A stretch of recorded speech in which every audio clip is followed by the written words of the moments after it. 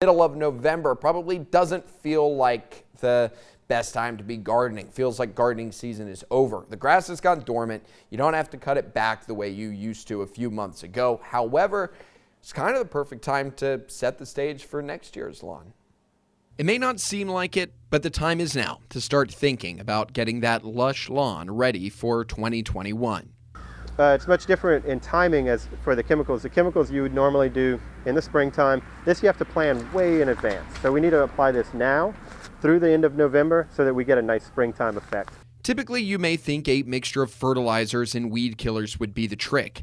But there's a more responsible, eco-friendly way to go about getting your yard spring ready. Crimson clover, we are using a legume paired with the white powder on the outside as the bacteria that help fix the nitrogen. So we have basically a fertilizer factory that we're bringing to the yard, nature's fertilizer factory. These seeds, which eventually grow into small clovers, don't run off into the local waterways, and planting them can even help aerate the soil. It's got a deep piercing taproot, so it's loosening up the soil, aerating it, and that allows our lawns to grow really nice and lush.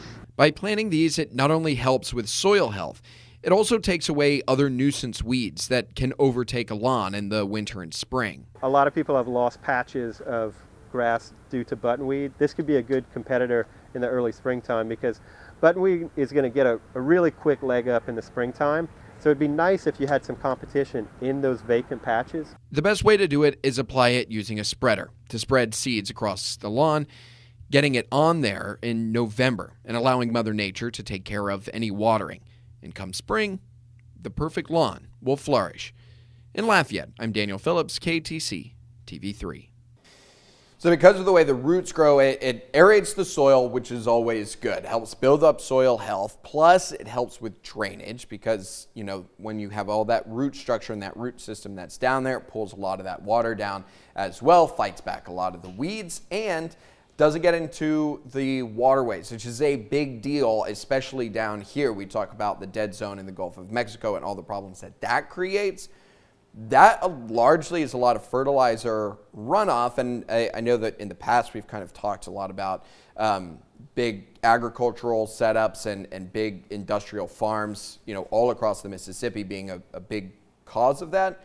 But you got to think, everyone's little individual plot of land is going to make up, all put together, is going to make up more than any of those big agricultural spots. And if everyone is just kind of spraying fertilizer all over the place, then that all runs off into it as well. So this is a way to try and combat that a little bit, especially down here where the dead zone is actually, something to monitor and pay attention to. I'm curious though, because you've told me you've got some spots in your yard, low spots that seem to just kind of hold on to water. You're going to try to aerate using that stuff, see how it works? Yeah, I'm going to try.